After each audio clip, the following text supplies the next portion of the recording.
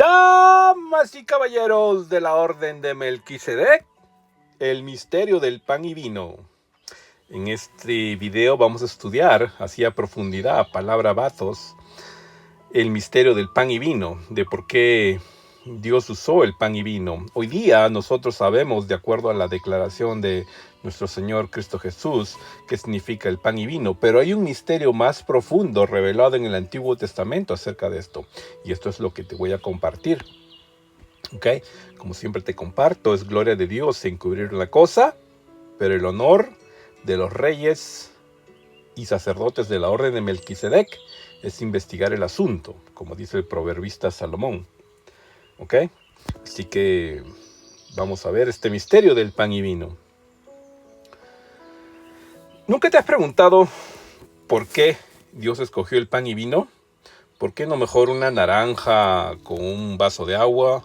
Quizás una banana con quizás cualquier otra fruta o otro alimento, agua, pudo haber sido también, ¿no? Rocío de la mañana.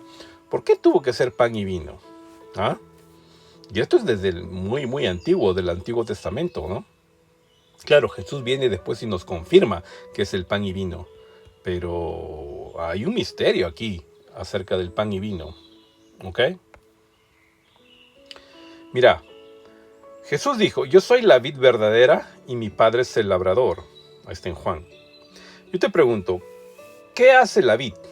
¿No? Porque la vid es la planta de la uva. Y la vid extrae el agua del subsuelo, la transporta por las ramas y la deposita en la uva, ¿verdad?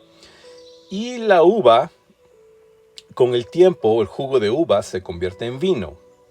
Es decir, la vid, la planta de la uva, la vid, transforma el agua en vino. ¿Y cuál fue el primer milagro de Jesús?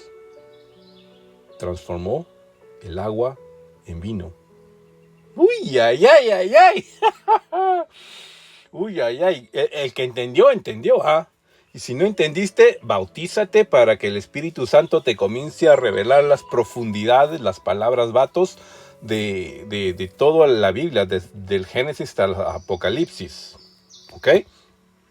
La vid transforma el agua en vino y Jesús, después de bautizarse, de recibir el Espíritu, su primer milagro en las bodas de Canaán fue transformar el agua en vino. Y él dijo, yo soy la vid verdadera y mi padre es el labrador. ¿Cuál es el misterio detrás de todo esto? Fíjate.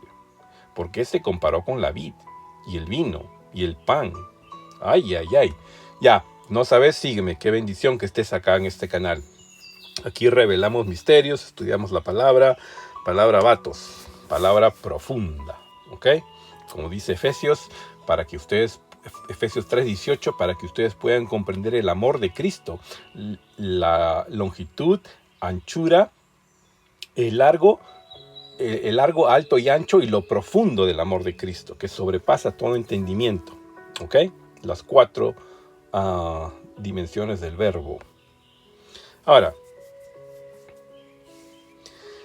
hay una historia en el libro de Génesis, 40 me parece que está, donde habla acerca de un copero y un panadero, ¿no? Ahí tienes otra vez el pan y vino, ¿no? El copero y el panadero. Ahora yo te pregunto, ¿por qué el copero se salva y el panadero se pierde?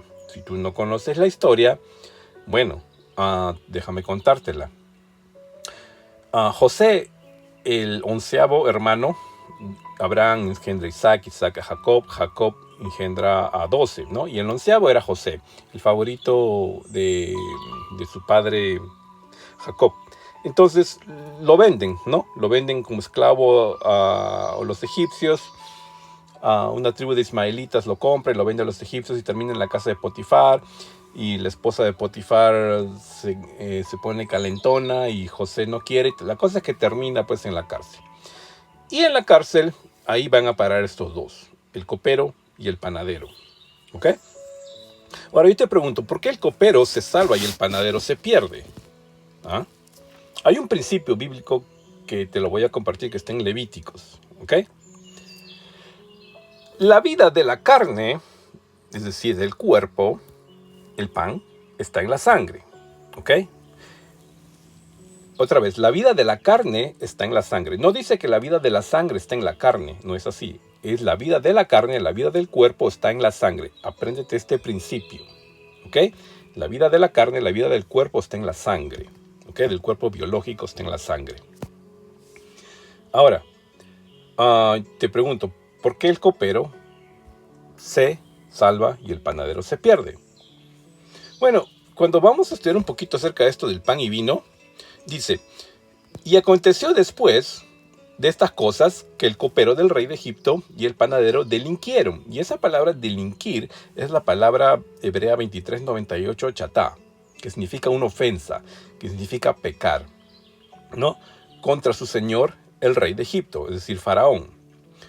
Y en los tiempos de Faraón, la Biblia nos dice que estos dos no eran simplemente el panadero y el copero, eran el jefe del panadero, de todos los que hacían pan y hacían manjares, y el jefe de todos los coperos, los que hacían vino, todos encargados de la bebida, de la comida y de la bebida de Faraón.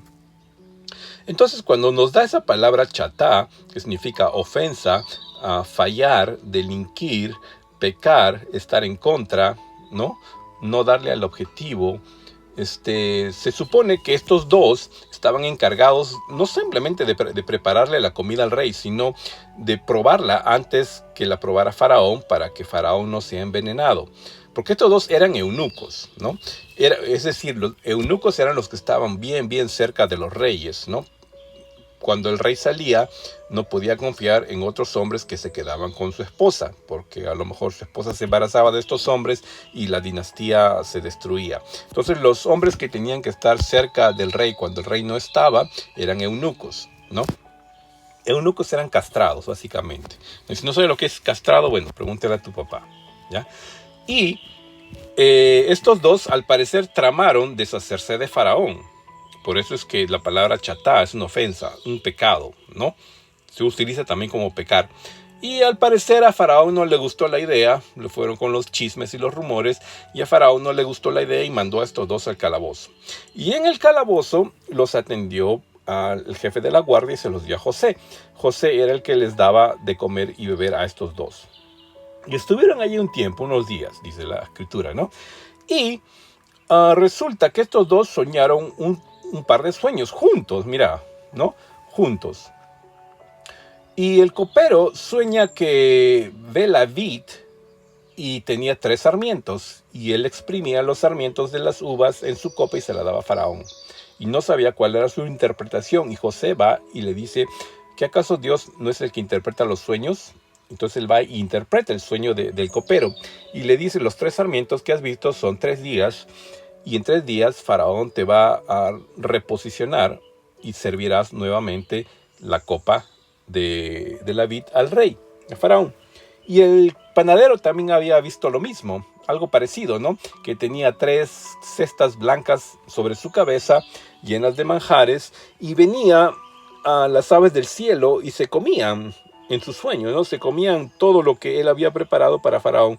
Y al parecer él en su sueño ni siquiera se inmutaba de espantar a las aves. Le importaba un cuerno, seguro, su trabajo para Faraón. Entonces pensaba que le iba a dar una buena interpretación. Y José le dice, bueno, en 3 días Faraón va a pedir tu cabeza, te van a colgar, te van a ahorcar.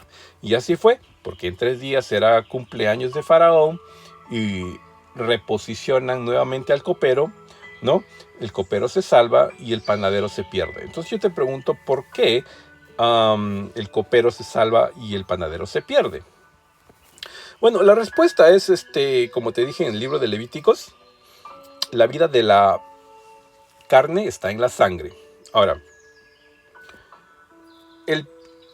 tú tienes que entender algo, mira.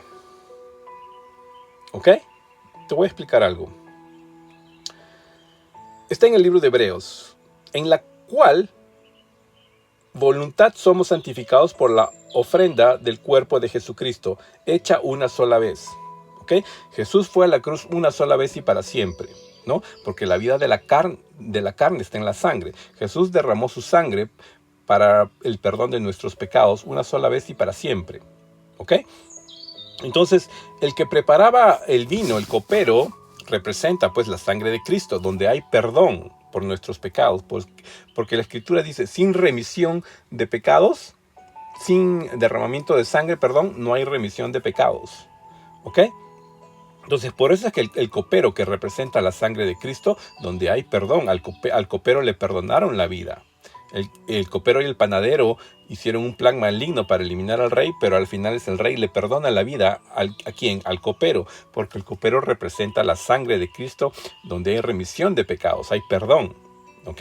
Pero al panadero no, ¿ok? ¿Por qué? Porque sin derramamiento de sangre no hay remisión de pecados. Por eso es que el copero se salva y el panadero se pierde, por el sacrificio, tipifica el sacrificio de Jesús, ¿ok? Espero que me esté siguiendo. Ahora, Jesús dijo, yo soy el pan de vida, ¿ok? Y esa palabra pan viene del griego 740, artos. Y vida viene del griego 2222, que es zoe, ¿ok? En el inglés. Y tú sabes que hay tres tipos de vida. La vida biológica, que es la vida bios, la vida psiquis, que es la vida del alma, y la vida zoe, ¿no? Que es la vida del espíritu. Entonces, tu cuerpo está enlazado a tu alma y tu alma a tu espíritu. Entonces, cuando tú te bautizas, viene el Espíritu Santo y se enlaza a tu espíritu. Imagínate una cadena de 3 eslabones, ¿ok? Tu cuerpo es el primer eslabón, se enlaza a tu alma. Tu alma se enlaza a tu espíritu. Son 3.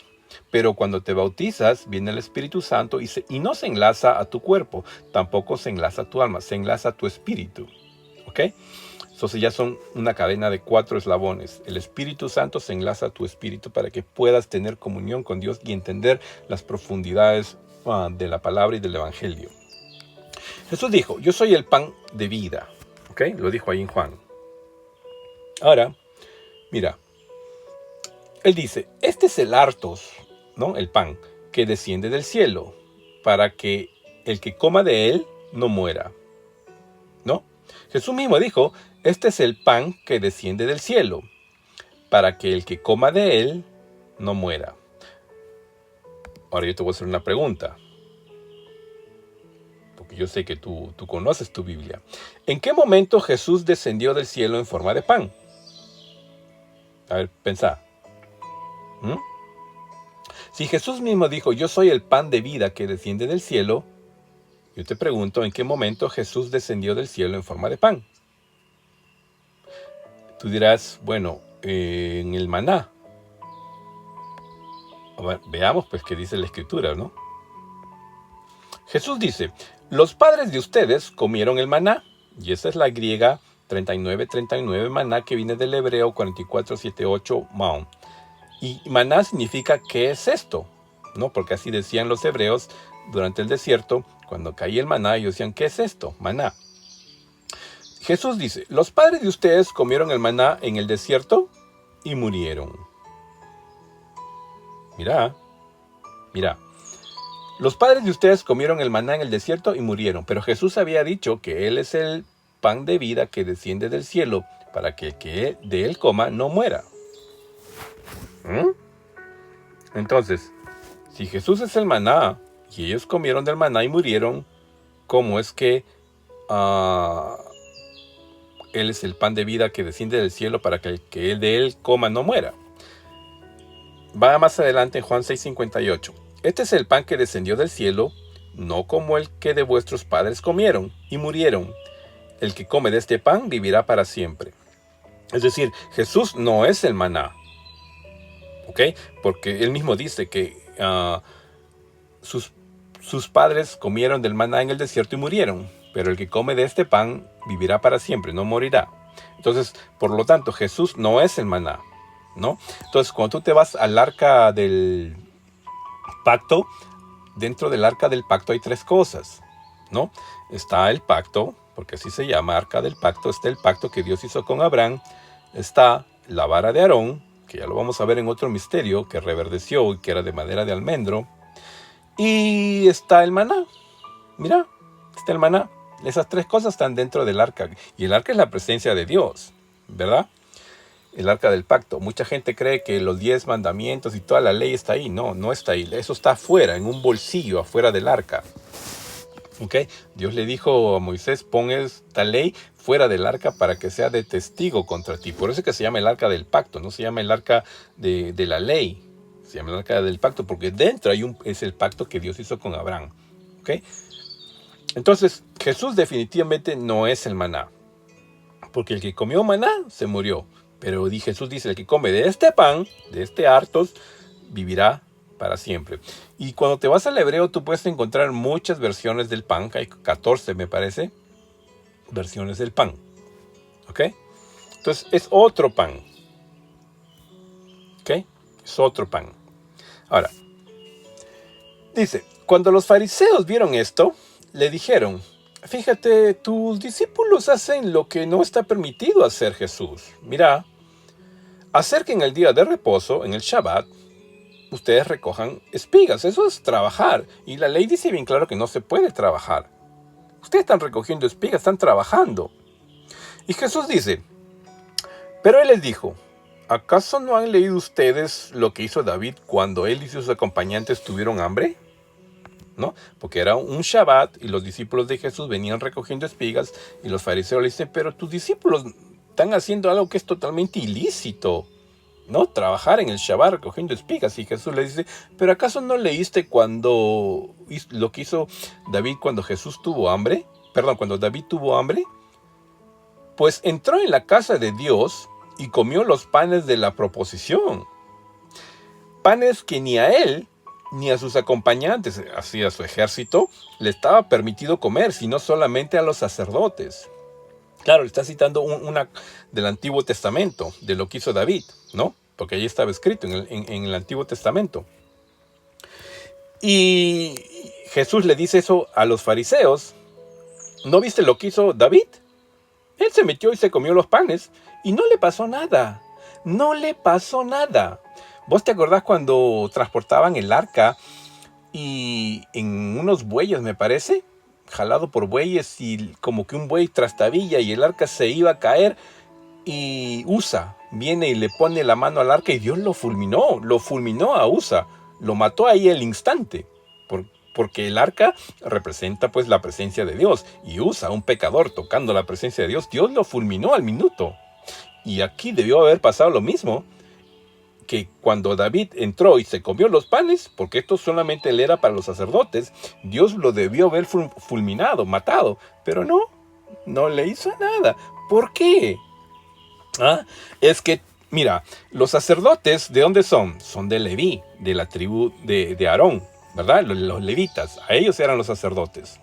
Pero David era rey de la tribu de Judá, pero David venía de la tribu de Judá, pero tenía un sacerdocio superior al sacerdocio terrenal levítico. David tenía un sacerdocio celestial, Zadik, Melquisedec, ¿ok? El sacerdocio que Dios había guardado desde Adán hasta Melquisedec, que bendice a Abraham, ese linaje había pasado por Judá, por los reyes. Entonces, por eso es que David entra y se come los panes teniendo un sacerdocio celestial, David, superior al terrenal, levítico, arónico. Dios no le dijo nada, no hubo problemas. David se comió los panes. Por eso es que cuando David va a la guerra y vienen me parece que eran amalecitas o ismaelitas, no me acuerdo, y destruyen toda su fuerte, y se llevan cautivo a todas las mujeres y sus hijos, David pide el efod. Y el efod simplemente era para los sacerdotes. Y David ungió como sacerdote porque tenía un sacerdocio celestial que era superior al terrenal. ¿Me entiendes? Entonces, aquí dice, pues entró en la casa de Dios y comió los panes de la proposición, panes que ni a él ni a sus acompañantes les estaba permitido comer, sino simplemente a los sacerdotes. Pero David, siendo sacerdote superior de la orden de Melquisedec, sí podía ejercitar el sacerdocio. ¿Entiendes? Esto está profundo. Ya. Hablando de Juan el Bautista. ¿Ok? Seguimos con el pan y vino. Porque él será grande delante del Señor. No beberá ni vino ni licor. y será lleno del Espíritu Santo, aún desde el vientre de su madre. ¿Ok? ¿Vos te acordás que cuando Juan el Bautista estaba todavía en el vientre de su madre y viene María, se junta con Elizabeth, que es la madre de Juan el Bautista, dos mujeres embarazadas de dos hombres, de Jesús y de Juan el Bautista? Juan el Bautista era 6 meses mayor que Jesús, ¿no? Era su primo, y los dos están bajo agua, ¿no? Es prácticamente como una figura del bautismo. Juan el Bautista, que ya venía con el Espíritu Santo desde el vientre de su madre y está bajo agua, bautizado, ahí está, ¿no? Y Jesús todavía no está bautizado. Entonces las dos mujeres se juntan para saludarse y los dos bebitos dentro del vientre de su madre se repelen, ¿no? Todavía no es el tiempo del bautismo, ¿no? Entonces, hablando de Juan el Bautista, dice, porque él será grande delante del Señor, no beberá vino ni licor, y será lleno del Espíritu Santo aún desde el vientre de su madre, ¿no? Por eso es que Jesús va y lo busca después ya mayor para que él le transfiera el sacerdocio que tenía de la orden de Aarón, Levítico, hacia el nuevo sacerdocio de Melquisedec, de Cristo Jesús. ¿Okay? Y ya lo vamos a ver en el misterio del aceite de la unción. ¿Okay? A Juan no le estaba permitido beber ni comer pan y vino, porque ha venido Juan el Bautista, que no come pan ni bebe vino, y nosotros decís tiene un demonio. Entonces yo te pregunto, ¿por qué a Juan el Bautista no se le estaba permitido comer pan y vino? Mira. ¿Ah? ¿Cuál es este misterio del pan y vino? Porque dice la Escritura que Juan comía, ¿qué cosa? Miel y langostas, ¿verdad? Silvestres, miel silvestre y langostas. Juan no comía pan y vino. ¿Por qué? Porque a Juan el Bautista no le estaba permitido comer pan y vino. Bueno, tú sabes que nosotros hoy día, ya en nuestra era, podemos entender que el pan y vino representa pues el cuerpo de Cristo y la sangre de Cristo, ¿no? Pero en el Antiguo Testamento muy pocas personas sabían eso. Y aquí Juan el Bautista no podía tocar el pan y vino. ¿Por qué? Porque este pan y vino representa pues el sacerdocio celestial de Cristo Jesús. Y Juan el Bautista era sacerdote terrenal de la orden de Aarón. Y su trabajo era bautizar a Jesús. Entonces, ¿qué hubiera pasado si Juan el Bautista comía pan y vino? Se hacía partícipe del sacerdocio celestial. Entonces, si Juan el Bautista comía y bebía pan y vino y se hacía partícipe del sacerdocio celestial, entonces, ¿cómo le iba a hacer la transferencia del sacerdocio terrenal al celestial, haciéndose ya igual como él, como Cristo Jesús, en el mismo sacerdocio? Entonces, por eso es que Juan el Bautista no podía tocar el pan y vino, porque tenía su trabajo que hacer la transferencia primero del sacerdocio levítico arónico hacia Jesús. Tenía que hacer esa función. Entonces, hay un versículo ahí que dice Jesús, ¿no? En Mateo: en verdad os digo que entre los nacidos de mujer no se ha levantado nadie mayor que Juan el Bautista, ¿no? Todos los nacidos desde Adán, que son los nacidos de mujer, ¿no? No se ha levantado nadie mayor que Juan el Bautista. Sin embargo, el más pequeño en el reino de los cielos, es decir, el más pequeño en el sacerdocio celestial de Melquisedec, es mayor que Juan el Bautista. Eso tienes que entenderlo, ¿no? Por eso es que el rey David, ejerciendo el sacerdocio celestial de Melquisedec, se comió los panes, usó el efod, ejerció la función de sacerdocio porque tenía un sacerdocio superior al que había establecido Dios terrenalmente a través de Aarón y sus hijos, los levitas. ¿Ok? Ya. Ojalá lo estés entendiendo. Ahora, mira, dice: y aconteció que estando sentados con ellos a la mesa, tomando el pan, bendijo y partió y dióles. Entonces fueron abiertos los ojos de ellos y le conocieron, mas él se desapareció de los ojos de ellos. Esta es la historia de camino a Emaús, ¿ok? Emaús significa tibieza, ¿ok? Acordate que el Apocalipsis me parece que dice, te prefiero frío o caliente, pero si eres tibio de mi boca te vomitaré. ¿Ok? Te prefiero frío porque no conoces al Señor. Te prefiero caliente porque sí conoces al Señor. Pero si lo conoces y andas en tibieza y no quieres aceptar, Dios te va a vomitar de su boca. ¿Ok? Entonces, lo que sucedió aquí es que al tercer día Jesús había resucitado, las mujeres fueron al sepulcro con las especias aromáticas, fue Pedro también y se comentó el rumor de que ya había resucitado. Entonces estos dos, uno se llama Cleofas me parece, iban camino de Emaús, como a 11 kilómetros de Jerusalén. Y dice que se les apareció Jesús y les cegó el entendimiento. Entonces estos dos, Cleofas y compañía, no reconocían que era Jesús. Y Jesús se les acerca y le dice, ¿y qué ondas? ¿Cómo que qué ondas? ¿Ah? ¿Acaso tú eres turista? ¿No sabes lo que está aconteciendo aquí? No, ¿qué pasa? Les dice, ¿qué acontece?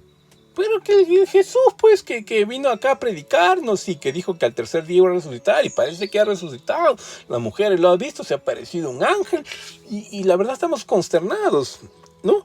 Y Jesús mismo le dice, hombres de poca fe, incrédulos, pero si eso mismo es lo que yo te he venido diciendo, que iba a resucitar al tercer día. Y les comenzó a hablar desde Moisés, mija.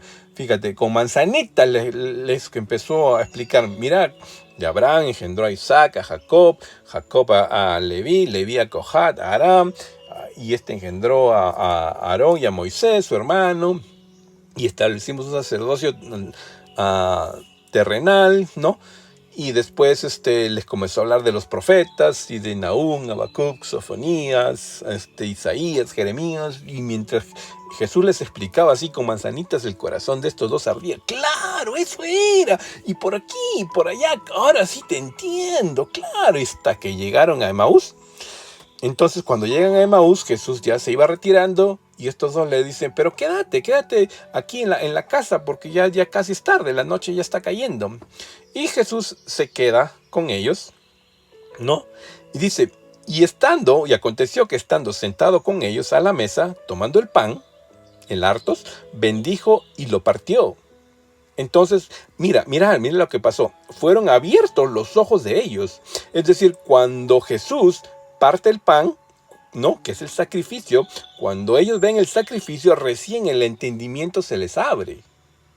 Mira lo profundo de esto, ¿ah?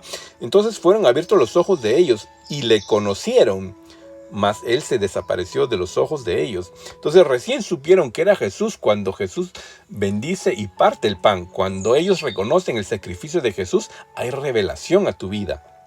¿Entiendes? Y ellos dicen que regresaron de Maús a Jerusalén y ellos contaban sus experiencias en el camino y cómo le habían reconocido, ¿no? En el partir del pan. Entonces, lo pudieron reconocer, ¿sabes por qué? Porque ya lo conocían. Por eso yo te dije en un video anterior, el que lo conoció lo va a poder reconocer en su venida, ¿ok? Pero el que nunca lo conoció no lo va a poder reconocer. Entonces es tiempo que conozcas a Cristo Jesús, ¿ok? Y ellos contaban sus experiencias en el camino y cómo le habían reconocido en el partir del pan. O sea, cuando uno acepta el sacrificio de Jesús, hay revelación a tu vida acerca de Dios. Mirad lo profundo del pan, ¿ok? Mirad lo profundo. Ahora, aquí hay una historia, a mí hasta risa me da, ¿no? Te la voy a contar. Dice, Jesús había hablado con los fariseos, ¿no? Y le habían preguntado las señales del tiempo y Jesús les había dicho, ustedes, fariseos hipócritas, no les voy a dar ninguna señal, solo la del profeta Jonás. Agarró y se fue, ¿no? Entonces, los discípulos llegaron al otro lado, pero se olvidaron de llevar el pan. En eso, Jesús les dijo, abran los ojos, muchachos, y cuídense de la levadura de los fariseos, porque estos fariseos son hipócritas, generación de víboras, sepulcros pintados de blanco, y cuídense de esto, de los fariseos y de los saduceos, ¿ok? Y sus discípulos, dice, ellos comentaban entre sí, bueno, la verdad es que, ¿por qué nos dirá esto? ¿Dice esto porque no trajimos pan? Mira, estos discípulos eran una tropa de perdedores. Escucha, Pedro en los evangelios era la torpeza andando, era la torpeza con patas. Pero cuando tú ves a Pedro en las epístolas, qué diferencia, brother, qué diferencia, brother. Qué diferencia, sister, porque Pedro en las epístolas es un Pedro ya graduado de la Universidad del Cielo, graduado con doctorado, con PhD en teología. Pero Pedro en los evangelios era la torpeza andando. Fíjate la diferencia que hace el Espíritu Santo en Pedro en los evangelios con el Pedro de las epístolas. Ya en las epístolas Pedro ya es graduado y doctorado con PhD de la Universidad de Melquisedec. Mira, ¿no? Entonces los discípulos llegaron al otro lado, pero se olvidaron de llevar pan, ¿no? En eso Jesús le dijo, abran los ojos y cuídense de la levadura de los fariseos y de los saduceos, ¿no? Hablando en nivel Sot, porque acuérdate que Jesús, ¿te acuerdas cuando vimos al principio del video de Melquisedec? Habían 4 maneras de entender la palabra de Dios, ¿no? Del Pardés, en el nivel Peshat, en el nivel Remes, en el nivel Derosh, en el nivel Sot, ¿no? Hay 4 niveles. El nivel Sot es el nivel espiritual, ¿no? Entonces Jesús les hablaba aquí a sus discípulos en nivel Sot. Y ellos comentaban entre sí, ellos le entendían en el nivel Peshat, nivel literario. ¿Y qué nos dice acerca del pan? ¿No? ¿Dice esto porque no trajimos pan? Pero entonces Jesús dice, ¿pero qué tenés en la cabeza, muchachos? Aserrín tenés en la cabeza. Pero Jesús se dio cuenta y les dijo, hombres de poca fe, ¿por qué discuten entre ustedes que no tienen pan? ¿Todavía no entienden? Tienes cabeza de chorlito, es corcho tienes en la cabeza. ¿Ni se acuerdan de los 5 panes entre 5,000? Cuando alimentamos a 5,000 solo con 5 panes. ¿Y de cuántas cestas recogieron? ¿De las 12 cestas? Ni de los 7 panes que entre 4,000. ¿Y de cuántas canastas recogieron? ¿No se acuerdan de esos milagros que hicimos con el pan? ¿Y por qué vienen a mí a decirme, bueno, me dice esto porque no trajimos pan? ¿Cómo que no entienden, muchachos? ¿Quieren que les explique con manzanitas? Si les dije que se cuidaran de la levadura de los fariseos y de los saduceos, no fue por el pan. Entonces ellos entendieron que no les había dicho que se cuidaran de la levadura de los fariseos del pan, sino de las enseñanzas de los fariseos y de los saduceos. Ahí está. Claro, porque ya les había dicho un poquito de levadura leuda toda la masa, ¿verdad? Y las enseñanzas de los fariseos y de los saduceos iba a destruir la doctrina que Jesús estaba enseñando, que es su iglesia, ¿no? El fundamento, por palabra de los profetas y apóstoles. Eso era, pues. El que entendió, entendió, Ahora, ¿cuándo se usó el pan y vino por primera vez? Aquí está el misterio, hermano.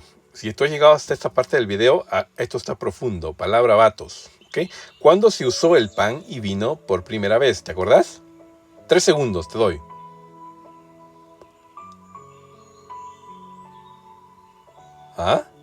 ¿Te acordaste o no? La primera vez que se usa el pan y vino es cuando Melquisedec bendice a Abraham. Si tú lees el Génesis 14, ¿no? Después que Abraham va y rescata a su sobrino Lot de la pelea de los reyes, ¿no? Ahí la primera vez que aparece Melquisedec. Entonces Melquisedec es el hijo mayor primogénito de Noé, Sem, y él es el que ejercía en Salem el reinado que Dios había establecido en la tierra. ¿Ok? Por eso es que él era el sacerdote del Rey Altísimo. ¿Ok? Ya había un sacerdocio antes que estableciera el sacerdocio arónico, porque si tú te fijas, viene Abraham, Isaac, Jacob, de Jacob sale Leví, de Leví todavía sale Aram y Cohat, y de Cohat recién sale Aarón, ¿no? Entonces hay como 5 generaciones ahí antes de Melquisedec, y había un sacerdocio celestial. Entonces la pregunta es, ¿por qué Melquisedec le ofreció pan y vino a Abraham? Claro, en ese tiempo no se sabía, pero hoy día tú y yo sí ya sabemos que el pan representa el cuerpo de Cristo y el vino representa la sangre de Cristo. Pero ¿por qué Melquisedec le ofreció pan y vino a Abraham? Bueno, este es el misterio, fíjate. Porque Melquisedec representa a Dios, el sacerdocio de Cristo Jesús, ¿ok? Melquisedec representa a Dios y Abraham, ¿qué significa Abraham? Abraham significa padre de multitudes, padre de naciones. Entonces Abraham representa a las naciones. Entonces, en ese acto donde Melquisedec le ofrece pan y vino a Abraham, lo que está pasando es que Dios ofrece a las naciones pan y vino. ¿Y qué es el pan y vino? Es el cuerpo y la sangre de Jesús como sacrificio. Mira lo profundo de esto. Mira. Ya en los días de Abraham, Dios le estaba diciendo a Abraham lo que iba a ser Cristo Jesús.